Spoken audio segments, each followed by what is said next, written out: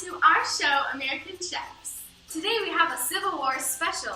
We will be baking Civil War cookies that are known as chocolate chip. Our first ingredient is butter. This represents the Fugitive Slave Act. Before the Fugitive Slave Act, slaves could escape to the north.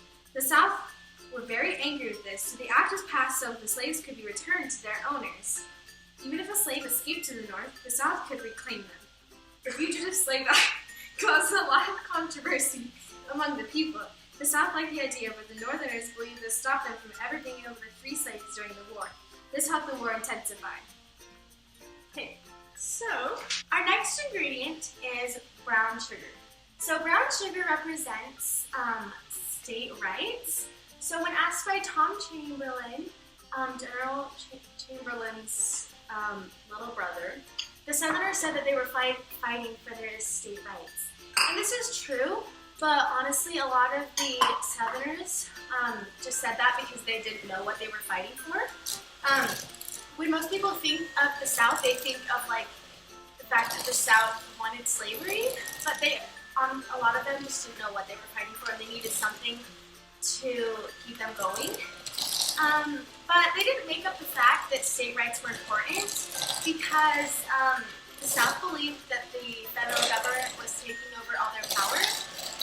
But the North wanted, and so the South weren't happy, but the North wanted the government in power. And so the South they were trying to become their own country. And the North didn't think that was right.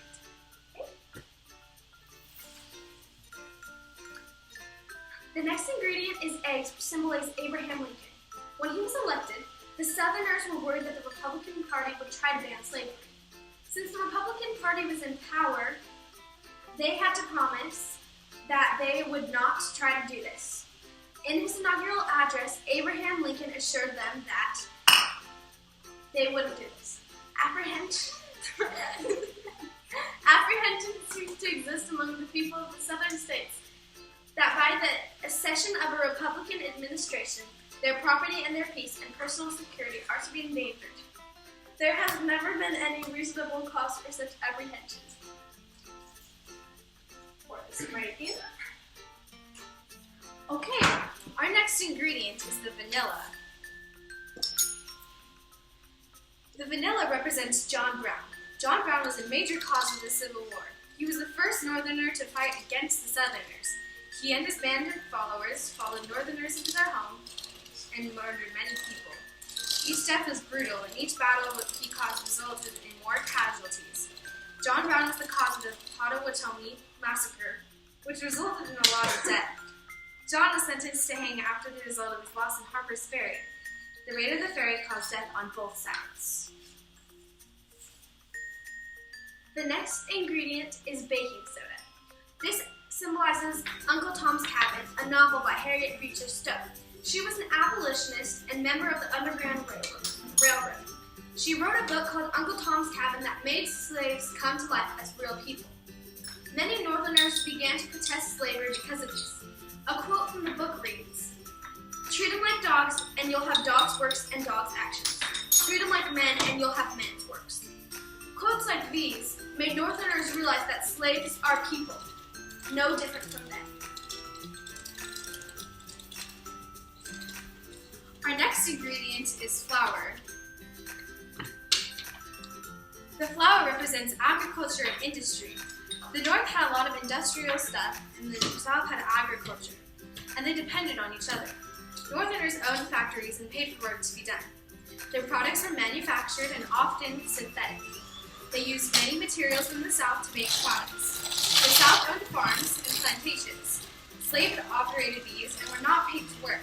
They were mistreated and beaten if their daily work was not completed. Many materials from the South were the basis of clothing and food. Okay, so our next ingredient is the chocolate chips. So the chocolate chips symbolize slavery. This was one of the main causes of the Civil War. So most commonly, slavery determined this, helped people determine what side they were on, if they agreed with slavery or if they didn't. The Southerners relied on slaves for farming, and and they had grown up with slaves, so to them it was a normal thing. But to the North, they realized how much the South was mistreating the slaves. And so they wanted to fight for the slaves so they could have their freedom. So the reason that the chocolate chips represent slavery is because it's the most obvious thing. When you look at the Civil War, most people think of slavery, just like when you think of chocolate chip cookies, you think of chocolate chips. But even though it's the most obvious thing, there's a lot of other things hidden.